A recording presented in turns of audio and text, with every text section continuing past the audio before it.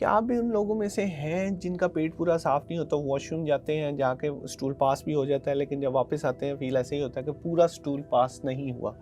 इसकी वजूहात क्या हैं और इसके हल क्या हैं, इस पर आज बात करेंगे। मेरा नाम डॉक्टर उस्मान नईम है, मैं गैस्ट्रोएंटरोलॉजिस्ट हूँ। जो सबसे इम्पॉर्टेंट बात ये है वो ये है, एक एक तरीका बताता हूँ आपको। जो लोग कमोड यूज़ करते हैं, अगर वो अपने कमोड के आगे स्टूल रख लें और उस पर पाँव रख के स्टूल पास करें, तो इसमें 30% तक बेहतरी आ सकती है कि स्टूल पूरा पास हो जाएगा और कम्प्लीटली निकल जाएगा। तो ये एक तरीका है। इसके अलावा हम और भी बात करेंगे। सबसे पहले हम देखते हैं कि ये ऐसा होता क्यों है।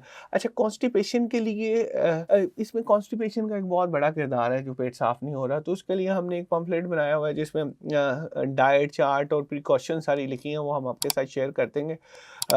आपको जो मसला हो आपने लिख के भेजना है और पम्फलेट मांग लेना, हम आपको शेयर कर देंगे। यूट्यूब पे थोड़ा इशू है, शायद पिक्चर शेयर नहीं होती, लेकिन बाकी जगहों पे हम कर सकते हैं। तो टॉपिक की तरफ वापस आते हैं। जो सबसे इम्पॉर्टेंट चीज़ है, जो स्टूल पूरा पास नहीं होता या पूरे अंदर से मोशन पूरा नहीं निकलता, उसमें जो सबसे अहम किरदार है, स्टूल सख्त होता है और उसमें फाइबर्स नहीं होते, पानी नहीं होता। एक तो आपने फाइबर्स और पानी अपने खुराक में शामिल करने हैं। दूसरा, कुछ IBS-C के पेशेंट हैं जिन्हें ब्रेन सिग्नल भेज रहा होता है कि हालांकि अंदर कुछ नहीं होता, लेकिन ब्रेन सिग्नल भेज रहा होता है कि वो पूरा खाली नहीं है। तो उन्हें मेंटली एक चल रहा होता है कि पूरा मोशन इनका नहीं निकला। एक हमारे पास पेशेंट आते हैं सॉलिटरी रेक्टल अल्सर सिंड्रोम के, SRUS जिसे कहते हैं। उनके एक अल्सर बना होता है, वो पखाने की जगह से हम जब आंत में जाते हैं तो वहाँ पे एक अल्सर बना होता है। वो उन्हें फीलिंग दे रहा होता है कि अंदर कुछ है, कुछ फारिग नहीं हो रहा। तो इसके अलावा कुछ लोगों को आंत की सोजिश होती है, जिससे उन्हें फील आ रही होती है कि अंदर पूरा हमें मोशन पूरा नहीं आया, लेकिन उनके इन बीमारियों में साथ और भी अलामात चल रही होती हैं। जिसके लिए जो सबसे इम्पोर्टेंट ये है कि तशखीस क्या हुई है। अमूमी तौर पे जिन बीमारियों की, सॉलिटरी रेक्टल अल्सर या पेट की जो सोजिश है उसकी बात की, वो बहुत कम लोगों का।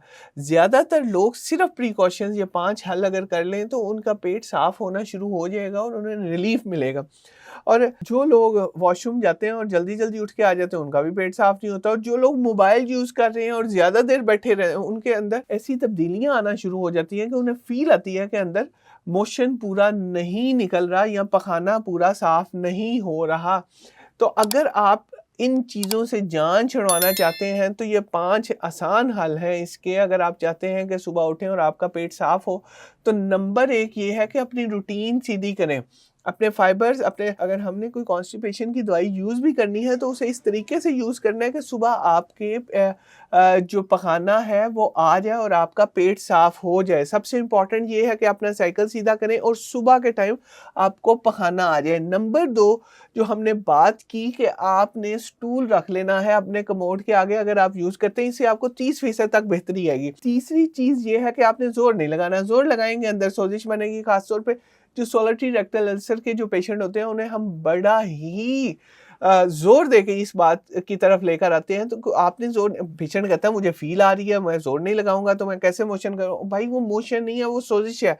इसलिए आपने, अगर पूरी वैक्यूएशन नहीं हो रही, अगर आपको पूरी तसल्ली नहीं भी हो रही, तो आपने जोर नहीं लगाना और आपने बाहर आ जाना है। और एक जो चौथी चीज़ है वो बहुत अहम है, वो ये है कि जो लोग रोज़ कब्ज़ कुशाद दवाइयाँ लेते हैं, उनको उसकी आदत हो जाती है। अगर आप चाहते हैं कि आपकी रूटीन भी सीधी हो, आप फाइबर्स भी ले रहे हैं, अपना लाइफस्टाइल भी चेंज कर रहे हैं, वो स्टूल भी रख लिया है, फिर आपने आहिस्ता-आहिस्ता उन लेक्सेटिव्स को कम करना है, उन दवाइयों को कम करना है। उन दवाइयों को कम करेंगे, फाइबर्स लेंगे, पानी लेंगे, अपना स्टूल अच्छी जगह रखेंगे और जोर नहीं लगाएंगे, मोबाइल नहीं यूज़ करेंगे, वापस आ जाएंगे, तो आपको वो इनकम्प्लीटली जो आपको फील आती है कि अंदर पूरा खाली नहीं हुआ, वो ठीक हो जाएगा और इसका हल निकालने में हम कामयाब हो जाएंगे।